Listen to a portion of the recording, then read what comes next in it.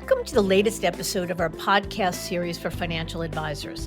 Today's episode is All in the Family, a former $1.3 billion Wells Fargo advisor on building a multi-generational firm. It's a conversation with Larry Boggs, the founder and president of Boggs Company Wealth Management. I'm Mindy Diamond, and this is Mindy Diamond on Independence.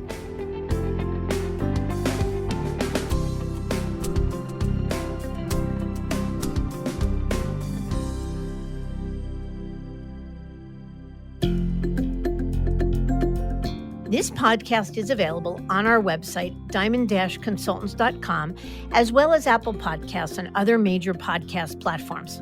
If you are not already a subscriber and want to be notified of new show releases, please subscribe right on your favorite podcast platform or on the episode page on our website. For Apple Podcast users, I'd be grateful if you'd give the show a review. Your input helps us to make the series better and alerts other advisors like you who may find the content to be relevant. And while you're at it, if you know others who are considering change or simply looking to learn more about the industry landscape, please feel free to share this episode or the series widely. I love a good family business story, especially those who not only have family members working with them, but extend that same family designation to other team members and their clients.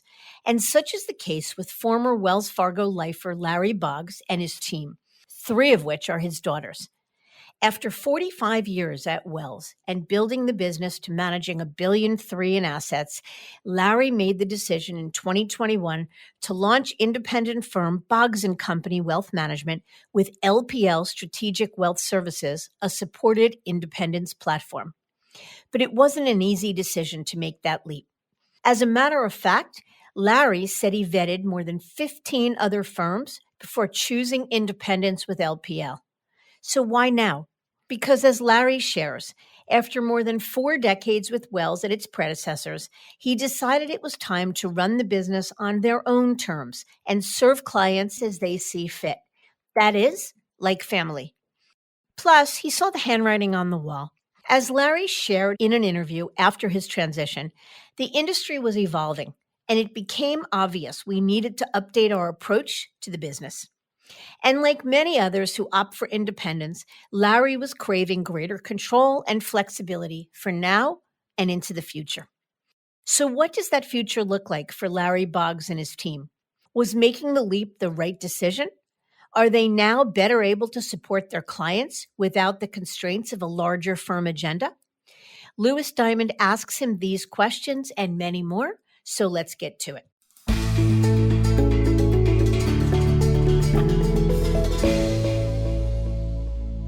Larry, thank you so much for joining us today.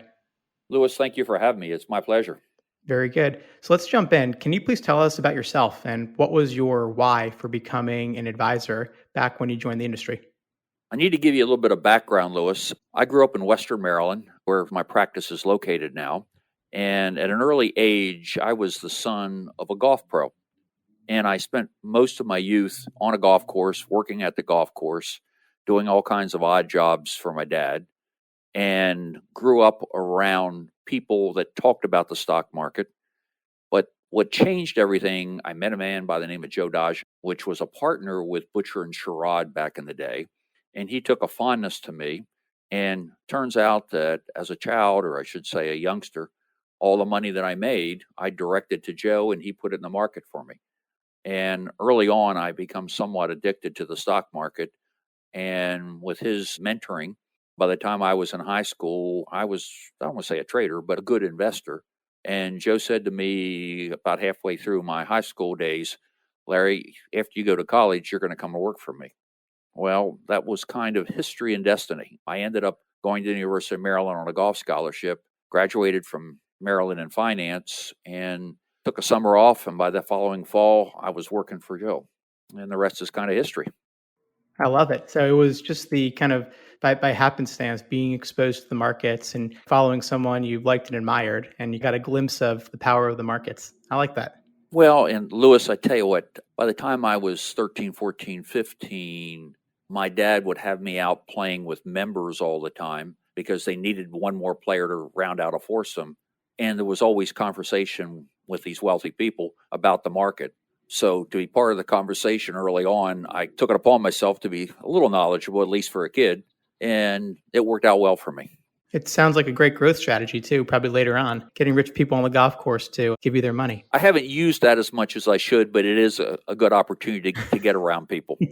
Perfect. So we talked about you joining Butcher and Singer, but then you moved over to Wells Fargo in 1990. Can we talk a little bit about your journey through the industry, and then obviously led to the launch of Boggs Company as a independent wealth manager in 2021? So if you don't mind, why don't we talk a little bit about the evolution of your career?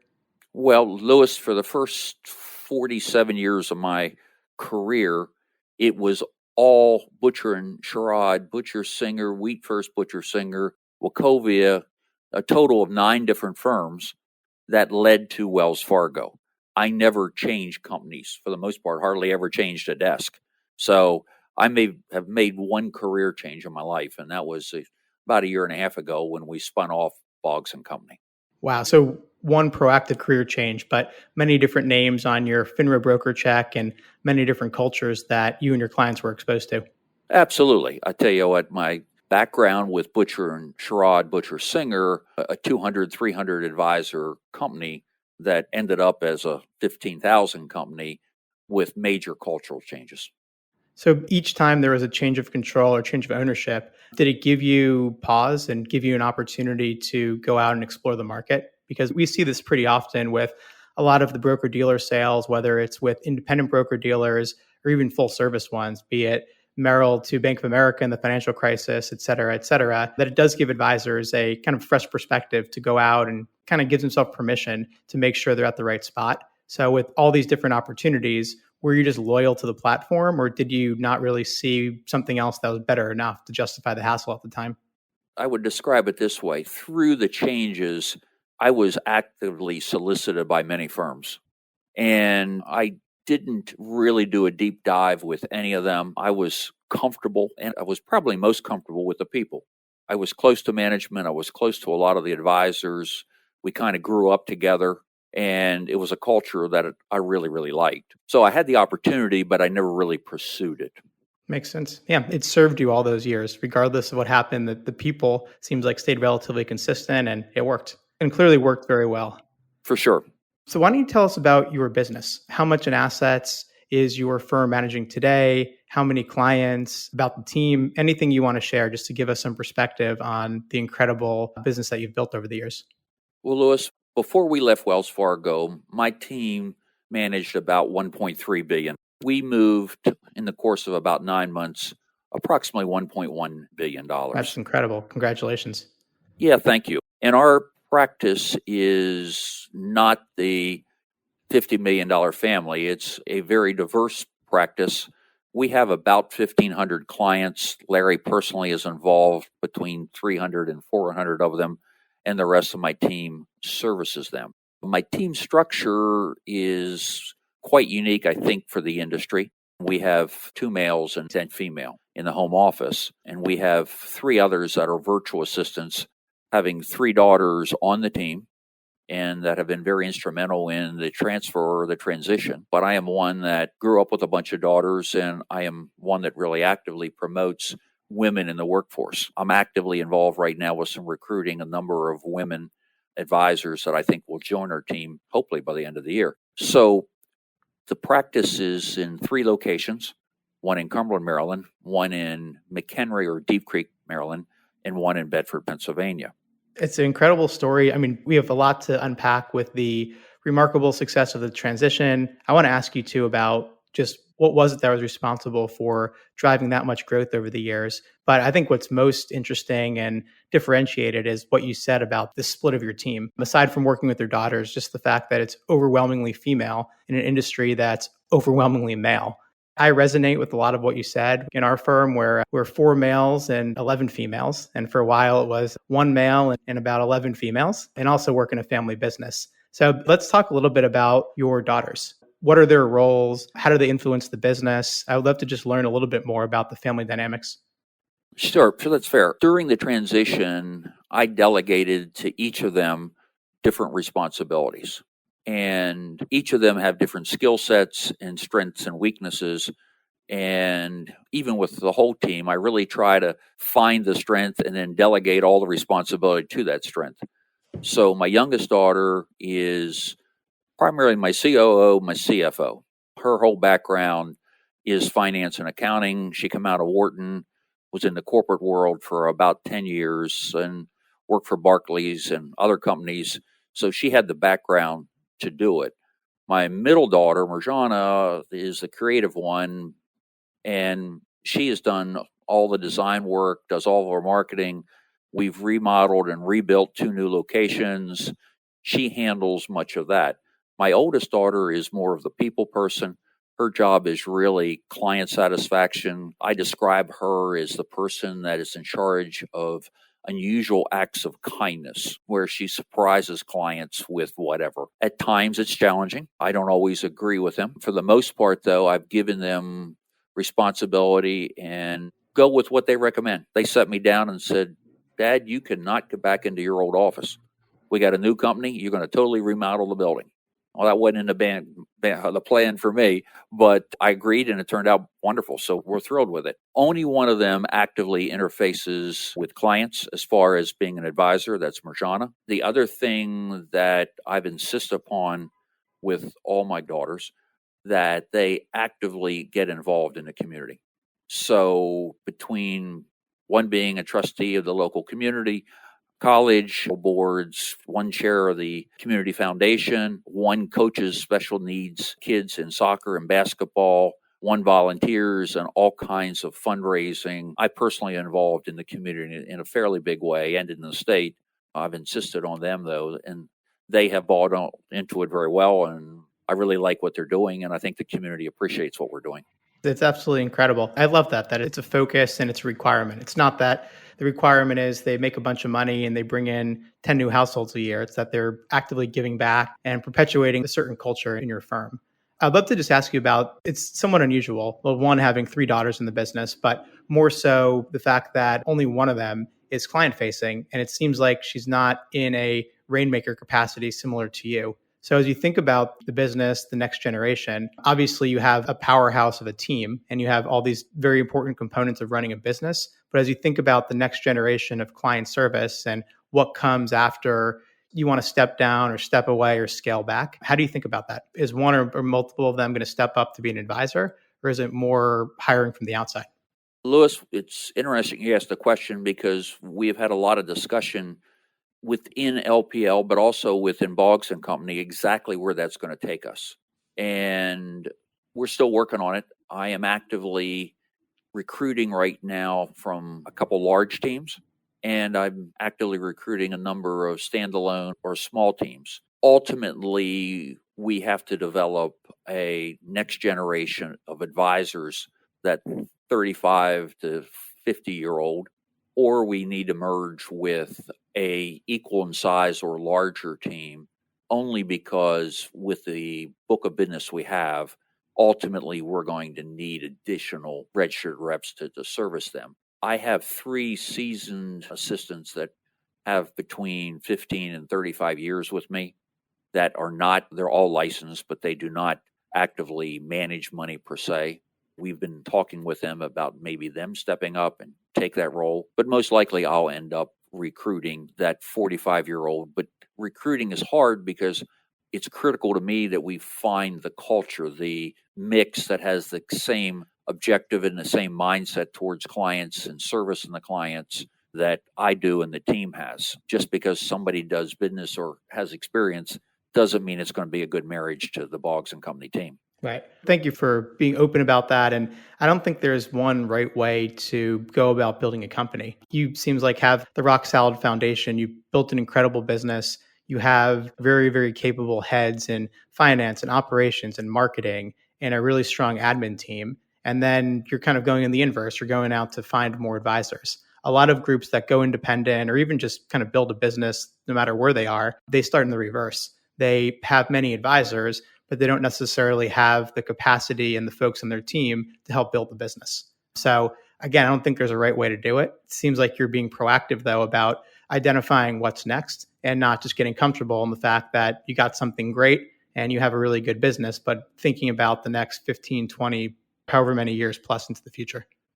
Lewis, I think you're right there. And the hope is that Boggs Company doesn't die when I retire or die. It goes on indefinitely. And like any company, trying to put the building blocks in place so that there is a transition of control and power and management of the company. I think between the daughters, they can handle the management of the company without a problem. I think the real issue is getting a network of advisors in place to continue to service the great clients I have. And I've been, Lewis, very blessed with most of my families I've had for multiple decades, and many of them I'm on the second or third, in a few cases, the fourth generation of the family. I want that to be continued in the future when I'm not here. Absolutely. That makes plenty of sense to me. And the other thing is, the second generation does not have to kind of do business, build the business, or even have similar skills as the first generation. I'm in something similar, and what I need to do to perpetuate the business is very different from what my mother Mindy did when she founded the firm. And I think you'll find the same thing, where you now are in kind of act two of the business, and now you have this foundation, you have the capacity, you have the support to keep growing. And now it's just keep adding the right people onto the bus. So it seems like you guys are off to an amazing start. And let's just keep going and talking about the overall business. And let's move just to the conditions you felt as you were considering leaving Wells Fargo. So what was going on within your business or within Wells, let's say back in 2020 and 2021, before you made the move? Or put another way, what were the frustrations you were feeling or motivations to consider leaving in the first place? Let me give you one little background. Probably 15 years ago, within Wells Fargo, I converted to a hybrid format called Profit Formula. And it was not independent, but it was one step closer to be independent. And the frustration at Wells for the last 3 or 4 years, and particularly the last few, everybody's pretty much aware of all the headline news that Wells Fargo and Wells Fargo Bank was giving us to deal with. And we started to lose some clients over it. Not a lot, but some, in competitive situations, particularly in the nonprofit area, which we do a lot. It was becoming an obstacle, a significant piece of business that we were going to bid on and compete for. And many of the board members were already clients of mine. They told me point blank, don't bother. There's no way that we can give this business to Wells Fargo. Even though it's you can't get the business. That was kind of a wake-up call. And I don't want to say that was the determining factor. And the intimacy that I mentioned to you earlier, Lewis, about being close to management, being close to individual advisors, the traders on all the desks by name, it was getting to the point where there was mutiny all over the place. And I even pursued looking at Wells Fargo's pretty much independent model of Finet. And in talking with them, I got the same feeling that it's the same Wells Fargo. I basically took about 2 years, believe it or not, starting to talk to companies, interviewing companies, meeting with companies. And I probably talked to 20 different companies over that 2-year period, all kinds of companies. And being very honest, I talked with them, and eventually pretty much got it down to 3. And then pretty much my youngest daughter and I did a deep dive, and middle daughter was part of the discussion on which one to finally decide on. And we ultimately decided on LPL. And I got to tell you, we're thrilled that we made the right decision. After saying that, I think we could have picked either of the other two that we didn't join. And I think we would have been better off than we were at Wells.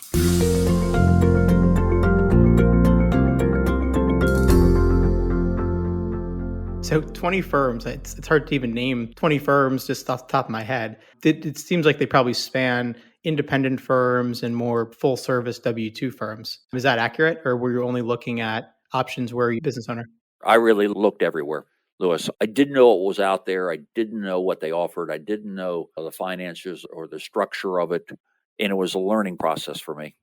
Interesting. Well, it seems like you could have benefited from some of what we do, which is helping to simplify the due diligence process. So maybe saved you a little bit of time, but all decisions, I think, lead you to where we're ultimately supposed to be. So if you hadn't gone down that path yourself, maybe you wouldn't have found what seems like was the right fit in LPL. It's definitely been the right fit for us, I believe.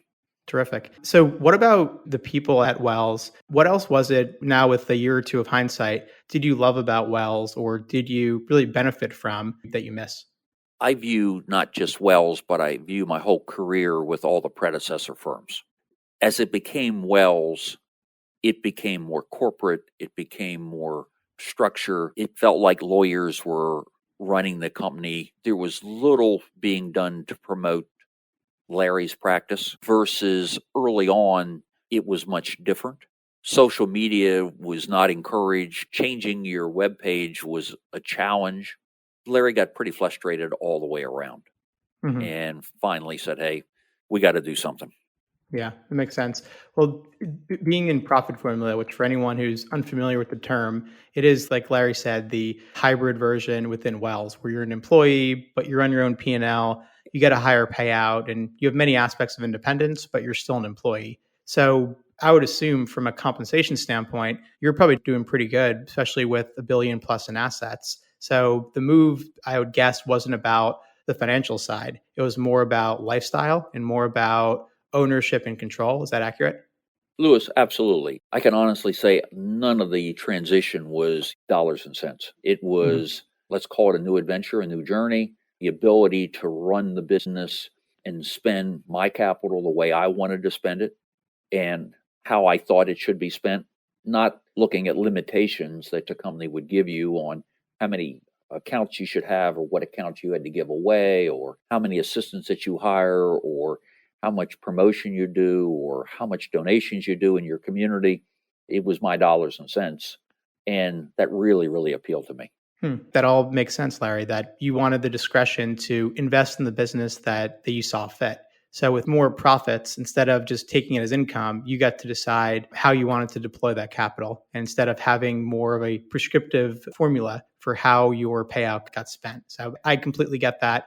But let's talk a little bit about Finet. So, what's very unique about Wells compared to most other firms in the industry is that you have all these different ways to affiliate. So, you were in there profit formula, which is part of their W-2 arm. They have an RA custodian. And then probably the most popular pivot point within the firm is Wells Fargo Finet, which is their independent arm. So many teams, especially successful ones, are moving from the W-2 side to independence with Finet. So you don't have to repaper, and it's a seemingly much easier move. How much did you consider the internal move? Because you could have had a higher payout to invest in the business. You would have had ownership, you would have had more control over marketing. So, what was it about Finet or about what you wanted to accomplish that was incongruent with staying put? So, Lewis, in the early discussion with Finet, my sense was that, yes, I'm going to go be independent and have a better opportunity to spend my capital the way I wanted to. A lot of my friends that had been with Wells, eventually into Finet, and been with Finet 6, 7, 8 years, were starting to leave Finet. Were very disgruntled with Finet. And these were teams, give or take, the same size as mine. These were relatively Mhm. sizable teams. And internally with Finet, when you see those people and they've been in the system, they're moving away, it was kind of a red flag to me. Right. And I won't mention names, but many of them have moved on to other firms or set their own firms up just clearing with other people.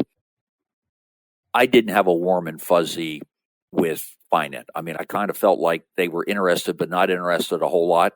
And I said, thank you, but no thank you. And we went a different direction. Understood.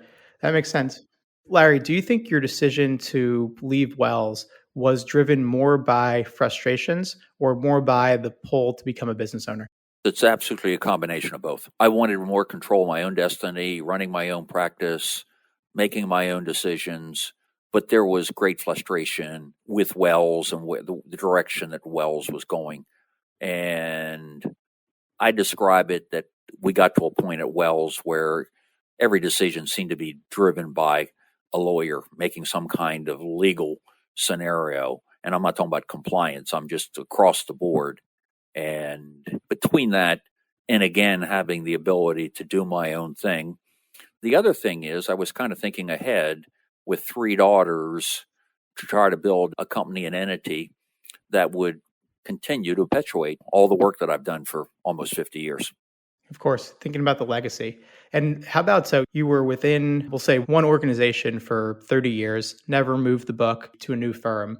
Did the fact that you were so entrenched there and clients had been with you for so long, did it weigh on you that it was just going to be really hard to make the move, or that your clients were loyal to the organization rather than loyal to Larry? In other words, how did your longevity at the firm impact your mindset and your opinion of moving?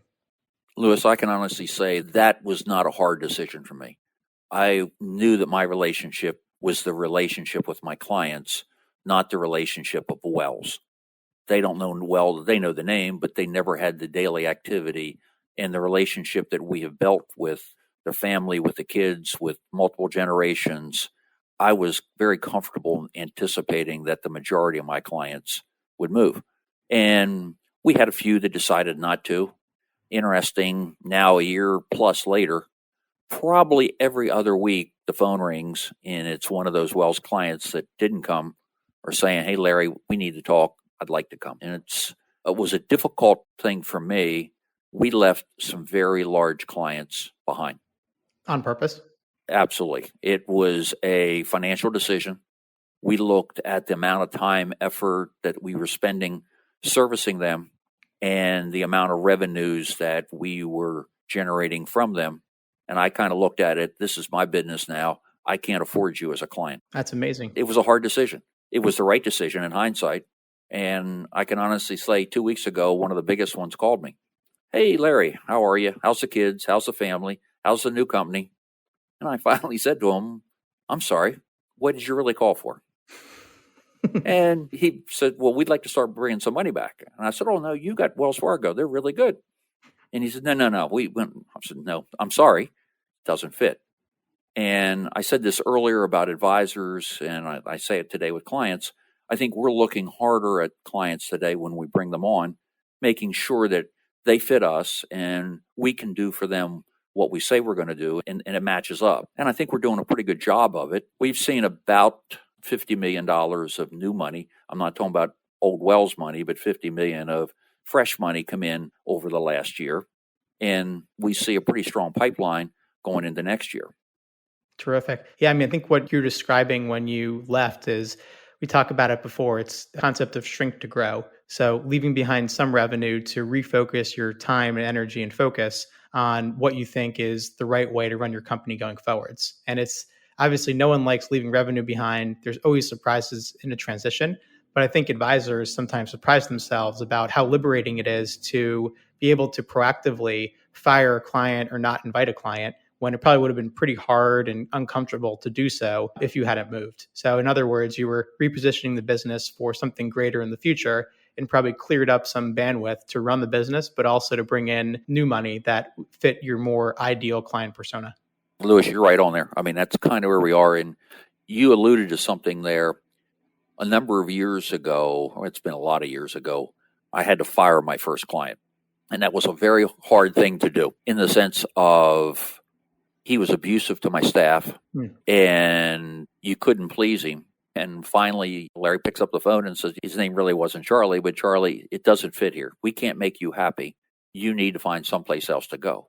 "No, I don't want to go anywhere." "No, you need to find someplace to go because we can't take care of you." And when you did that, you alluded to how good you feel. You feel really good after you did it. Absolutely. Yeah, that seems like, in hindsight, a no-brainer, but I get it. It's hard to make that phone call and proactively hurt your business as far as the metrics and dollars and cents. But thank you for sharing that. So let's talk a little bit about the move and the kind of the thought behind going independent. So you mentioned earlier, interviewed approximately 20 different firms, ranging the spectrum of the industry. Were your daughters and other key team members as passionate about you about becoming entrepreneurs? Or were there folks on your team or elements of the team that were thinking more along the lines of going to W-2 firm or doing FineNet or doing something that was a little bit more familiar to the way you're operating all those years?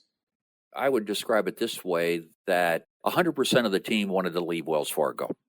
And I don't know that many of the team members had a thought specifically that they wanted to go to ABC firm or XYZ firm. And I did, along with a couple of my daughters, most of the due diligence and the review of the companies. And I basically said to them, I will take all the financial risk.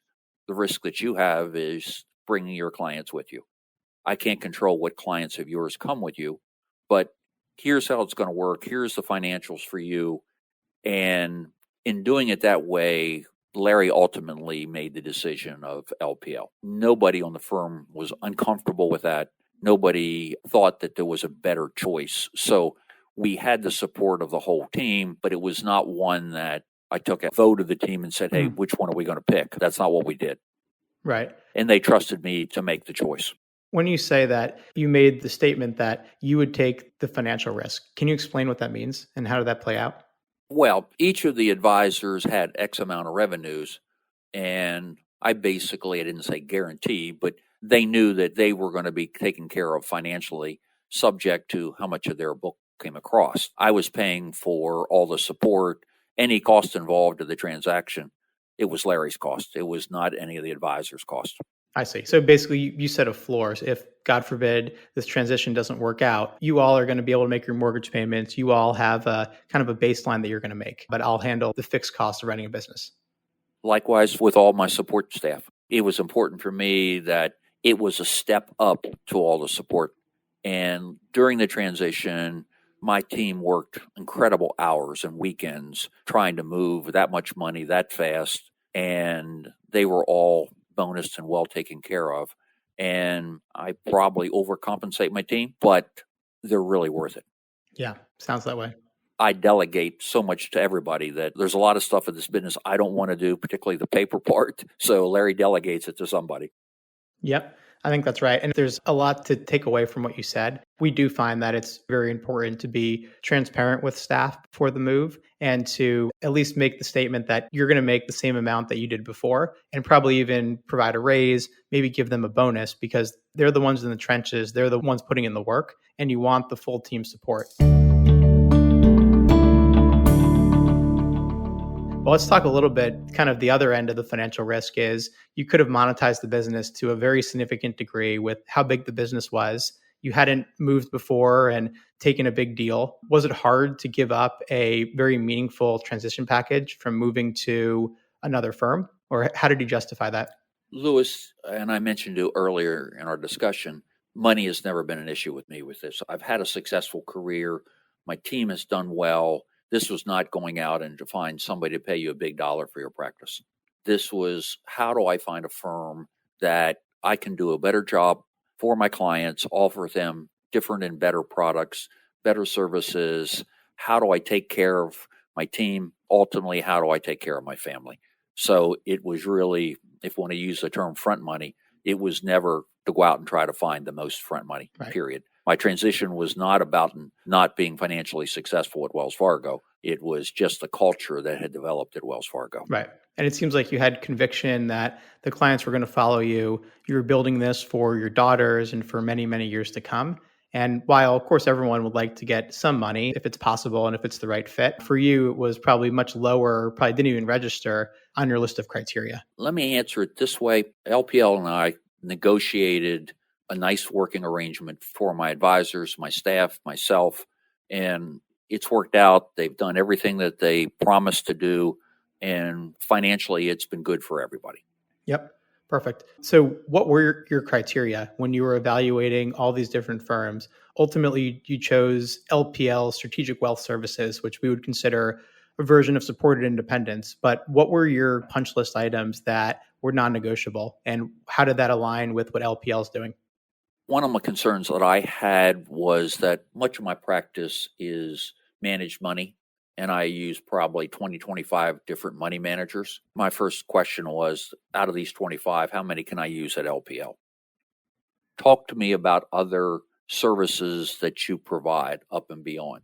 It is overwhelming to me right now on how many services and managers and funds and models and strategies that LPL permits and provides. Almost it's the point where it's hard to keep up with all of them. I was looking for what flexibility we had on the benefit side for, again, my staff, my family, myself. That was important. What are you going to do to help Larry with our marketing? where Wells, we received hardly any. We have a biweekly marketing meeting where today we're doing our own newsletter, we're doing flash emails, we're putting out constant stuff to my clients. I kid about this. I've never been on Facebook. I don't know how to get on Facebook. Probably better for that. Larry's on Facebook every day because the marketing team sees that I am. We had a situation last year where the street in front of my office was totally shut down. Massive construction. No morning, no. It's just one morning you come in and it's all tore up. By 9:15, we were on Facebook telling all of our clients, if you're coming to see us today, you need to park someplace else and walk in. Now, at Wells Fargo, I could have done that, but it would take me 30 days to get through compliance to release that on social media. That support has really changed how we are doing it. The financial planning tools that they were, when you ask them back to the punch list, what do you offer for us? What can we do on financial planning? Because much of what we are doing at this stage relates around that. How does it work? What services? What software? What can't we use? Most of the boxes they checked. And at the end of the day, I guess that's why we're at LPL. Absolutely. In this environment, there are many firms that help to provide a soft landing spot for those looking to go independent. In looking at, I would assume, others in that category, was there something about the support that LPL provided above and beyond just kind of the basics of the platform and compliance that really stood out to you? I think the answer is when we met with their Swift team, we walked away feeling that if they're going to do all they say that they're going to do, then that's really great for us. And Lewis, I don't want to say I was skeptical, but you always wonder, somebody promises, and does the promise come through? And they have. There are times where things haven't happened as fast or different than we thought, but they've been great about getting together, working out whatever problem it is, solving the problem. Yep. That's what you look for. And did you have any concerns initially about being one of tens of thousands of advisors on their platform? Obviously, Wells Fargo is a large firm. LPL by headcount might be even a touch larger. Did that worry you? It did not. And maybe it was because I was so used to Wells not paying a whole lot of attention to me that going forward to LPL, and I thought they would. I kid what I just said there, but serious that no, because of the size, and I don't feel that I work for that big firm. And because of the support of the Swift team, we have our own marketing. We have our own financial officer. We have our own different segments of the practice that there's someone to call on. And we have frequent meetings across the board. So the support there is fantastic. Yeah. And now the transition's done. It went extremely well. You're in growth mode now, thinking about what's next for the business. And with some hindsight, do you think LPL's delivered on the promises and kind of your expectations going into the relationship? They absolutely have. And they are very actively working with me and my team as far as the growth mode. We've actually had people in my office within the last 2 weeks talking about how are we going to do this, figuring out how we're going to plug in the infrastructure that we have built that other advisors could tag into and not have to do all that on their own in the sense of payroll and benefits and retirement and all that, which it's taken a while to get all that right. So we're at the stage now where a small team, a big team could plug into what we built and operate through us, around us. And I have a lot of support, and I'm going to continue to hire more support, which really plays into promoting growth. Mm-hmm. And how about, so at over $1 billion in assets, you had a large team, you had folks that were seemingly really excited to roll up their sleeves and do the hard work of running the business. Was one of the 20 options you considered just standing up your own RIA firm and working through Schwab or Fidelity or one of the major custodians? Or was that not really on the radar screen? Lewis, we talked about it. I was not comfortable that I had the manpower to do that. That's a big jump. And I truly didn't think that I was ready to personally do that myself. And Lewis, know where I come from. I enjoy the client part, the interaction with the clients, their families, looking for the next client, if you want to call it the hunter. And I've delegated all this other stuff to my team and daughters. I wasn't comfortable enough to make that step. Right. You were okay paying a little bit extra and giving up some autonomy and control because for you, you wanted whatever gave you the opportunity to stay focused on your passions and your unique ability and to ultimately go where your team could probably punch a little bit above their weight class as far as all the support and scaffolding they got. I think that's 100% accurate. Perfect. How about the initial pitch to clients? So you said that the Wells name was certainly not helping your case, but it's still Wells Fargo. It's still Warren Buffett's bank, and it's a very well-known firm. And LPL, certainly a publicly traded company, a terrific company, but not necessarily one that has brand awareness with clients. Did you have any folks that were uncomfortable that you weren't working for a large bank anymore? We had a few of that, but the pitch was pretty straightforward. We were leaving Wells Fargo because we didn't think they could no longer provide us the best service to us, which meant the best service to the client. And the relationship is not with Wells Fargo. The relationship is with Larry or Marjana or anybody else on the team. And we had very little pushback over the name. We had a few, but that's not been a real obstacle for us to overcome. Which is great. So there's never going to be a perfect move. And while, of course, you'd want everyone to come like we talked about, it seems like you moved for the right reasons and the right clients ultimately followed you. Again, I would agree with that totally. And I think looking back through all the changes and name changes we had, it's always been Larry, the team, people servicing you. It's not the name on the door. Right. How about in prospecting cases, or if it's a competitive situation, does LPL on the business card instead of Wells Fargo, is it positive or negative? Oh, it's positive. And the problem, and I hate to admit this, with Wells has been the headline news for all these years of all the wrongdoings and the FINRA problems and the SEC problems and the banking problems.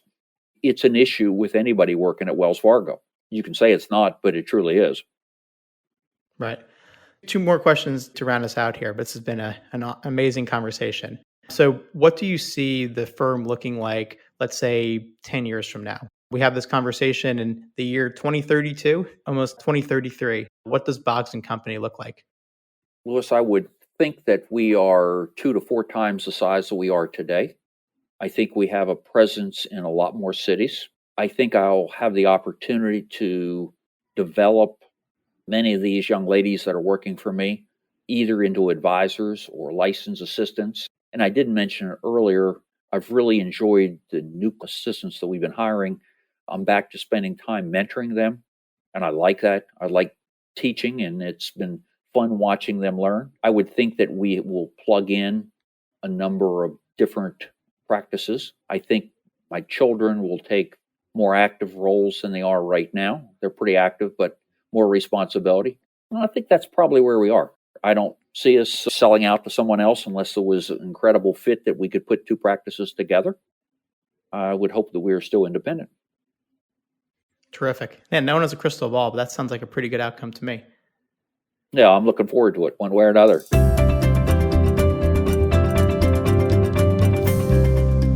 One last question. It's what we ask every guest who joins us. Any parting words of wisdom for colleagues that are at Wells, or really any financial advisor who might be listening to this and hoping to pick up a thing or two from your journey? Well, I would say this, anybody working at Wells or working with another wirehouse, and if you ever have thought about independence, you really need to take the time, do your due diligence, and look at your practice and how it might fit as an independent. I was dedicated and loyal to Wells for 40 some years. My regret is that I didn't make a change now once I know what I knew 10 years. I would open a conversation. I would independently answer questions for anybody out there. And I think we have to look at where we're going in the next decade. I think now over the last 50 years, the industry has changed so much. In the old days, we had flat commissions. Everybody charged the same. There was limited data out there. You were dependent on your advisor to get quotes to see what market trends are. There's data feeds 24 hours a day, 7 days a week at this stage. It's all changed. I look back, early days, a strong salesperson was really a successful broker. That's not what drives success today. It's the advisor that takes a holistic long-term approach to financial planning, looks at international, looks at the micro and macroeconomics that's going on in the world. But I think the really great advisors out there today really get to know the families that we're dealing with and become part of those families, that they are part of any major decision making, good or bad. And I think in many ways we've been successful because we have really got to know the families in a very intimate way, and they count on you for just about everything. And I think that's what keeps me working and keeps me happy and kind of keeps Larry doing what he does every day. Fantastic. Larry, this has been a eye-opening conversation. I really appreciate your candor and transparency with how you're running the business, thinking about the next generation, the reasons you moved, and how it's going. So congratulations on a very successful transition and for building a thriving business. Lewis, thank you very much for having me. It's been my pleasure.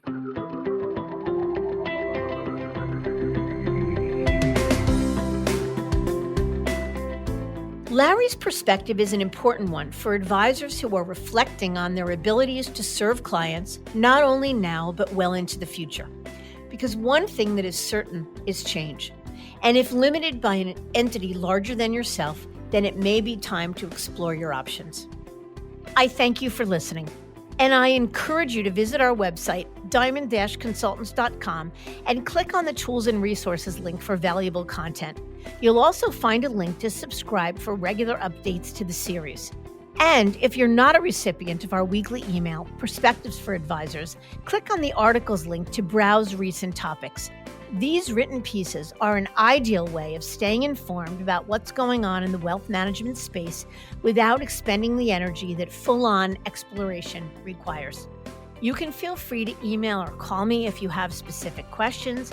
I can be reached at 973-476-8578, which is my cell, or by email mdiamond@diamond-consultants.com. Please note that all requests are handled with complete discretion and confidentiality. And keep in mind that our services are available without cost to the advisor. You can see our website for more information. And again, if you enjoyed this episode, please feel free to share it with a colleague who might benefit from its content. If you're listening on the Apple Podcasts app, I'd be grateful if you gave it a star rating and a review. It will let other advisors know it's a show worth their time to listen to. This is Mindy Diamond on Independence.